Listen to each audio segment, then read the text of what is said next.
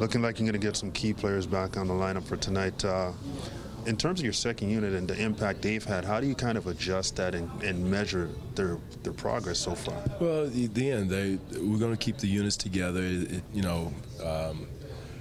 Some guys minutes will be cut just because of that, but it doesn't mean they're not part of the team, and their time may come at any moment, so they got to be ready. Tonight will be a little bit different because we want to keep the rotations short, make sure the guys, have the proper wind with the altitude and that type of thing. So it'll work out tonight just because of the fact that we're going to use probably more bodies in our rotation than we normally would, just so we can keep fresh guys on the court. Jokic's three-point numbers are so strong right now. I mean, and you're bringing back a guy with a bad ankle. How do you account for him defensively? Well, again, it's a team defense. It's not one guy. It's different things you can do to hopefully counteract what they're doing to get him those shots and try to cut down on the distance he has to get away from him and that type of thing. So we understand that. It's not lost on us that Jokic is a great three-point shot. Yeah. So it's, I'm not going to tell you either how we're going to defend it. So we're even. Okay. But we understand that he presents a lot of problems just because of his range and his ability to shoot the three. And but also, too, he's got a guard Jonas on the other end, too. And Jonas's ankles, if he's back on the court, that's not an excuse. He's 100%. So I'm more concerned about the conditioning factor with the altitude and that type of thing more so than his ankle.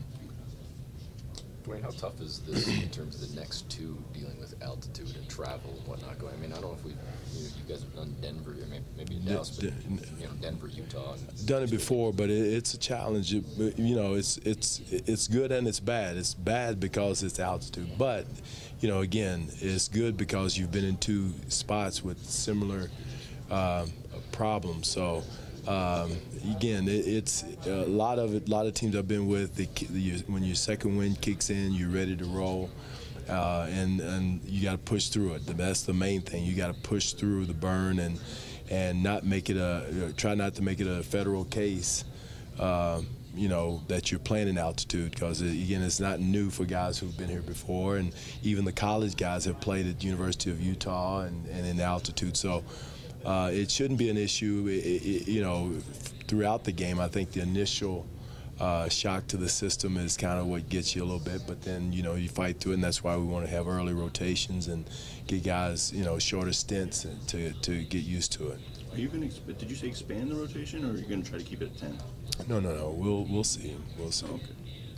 From what you can see with the additional Paul Millsap on the Nuggets team, what has he added to their equation? Oh, he gives them another attacker, a veteran guy who's a proven scorer, a veteran player who can get to where he wants to go, another ball handler. He brings the ball down in transition, which presents a problem. He and Plum both bring it down in transition, so you got their five-man coming down, leading the break.